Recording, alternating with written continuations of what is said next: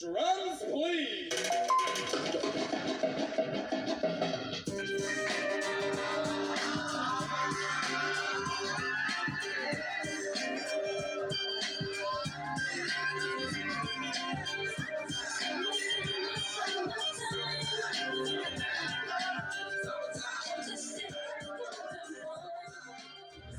Good evening, family. Once again, it's your DC dude. If you are already a subscriber to this channel, then welcome back. However, if you are new to this channel, I recommend that you hit the subscribe button and the notification bell so you can stay in the know about where we're gonna go.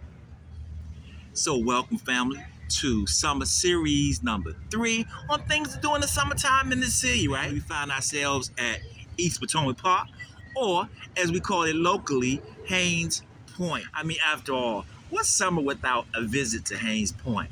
I mean, think about it. It's a free environment. You don't have to reserve any space. You know, first come, first serve type of thing. Set up a cookout, have a little crab feast. All the picnic tables, the playgrounds for the kids.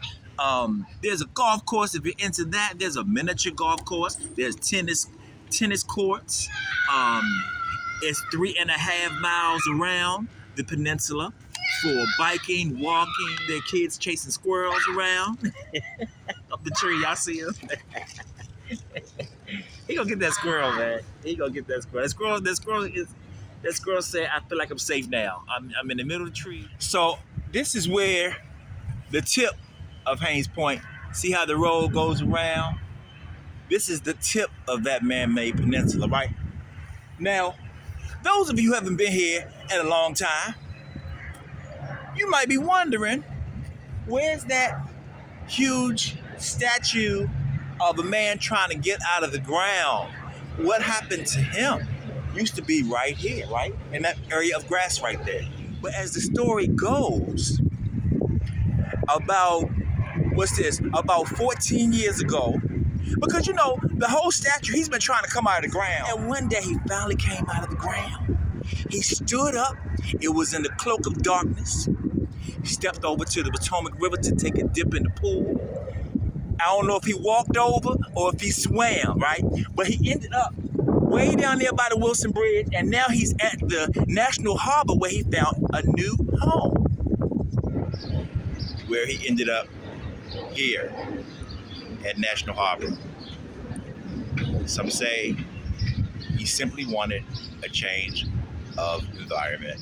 Okay, I can't let that go. You know I have to tell the truth. I got to get into a little history, right?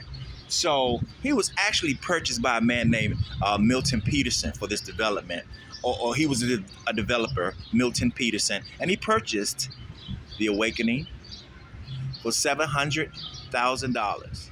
Meanwhile, you know it's made up of 5 pieces, right? And the tallest piece is his 17-foot right arm coming out the ground, right?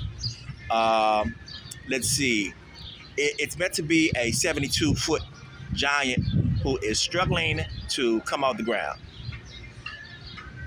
But he's always been a part of Haines Point. So anyway, he's here. And while we're on the subject of history, by the way, the Awakening was born in 1980. He was created by a sculptor named Jay. His name was J. Seward Johnson Jr. in 1980. So, I mean, I have many fond memories here at Haines Point, man.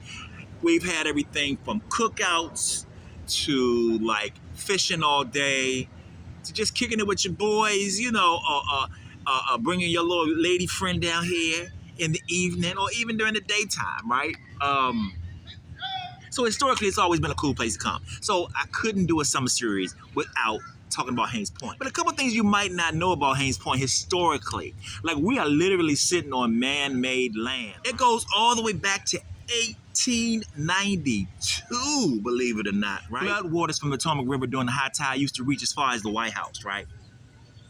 So in the 1890s, 1892 was when they started this project, and they built the tidal basin. They started working on the tidal basin, and the tidal basin actually is not just for paddleboat riding folks or a place to see the cherry blossoms. It's actually a reservoir that works still to this day when we have high tide during the Potomac River. So it captures that. So when they dredged up, it was a major dredging project. They dredged up all this land, and that's the land that we're sitting on today. As a matter of fact, there was no land west of the monument, right? So East Potomac Park, West Potomac Park, the entire Potomac Park area didn't exist.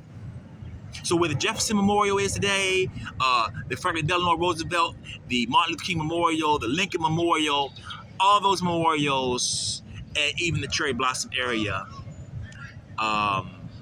owes it to that major project by the Army Corps of Engineers.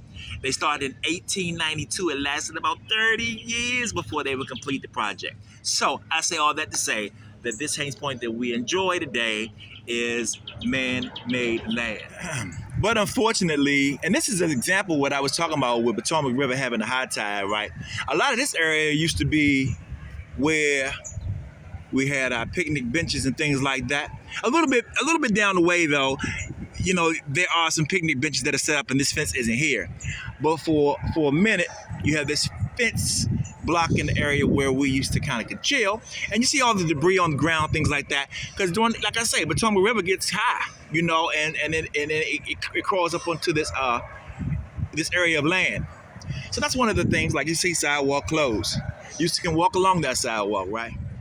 Meanwhile, family, the mosquitoes are getting the best of me right now. I did not bring any mosquito repellent, so it's time to move on, right? But meanwhile, family, as always, you never know where we're going to end up next. So if you want to ride, just click on subscribe.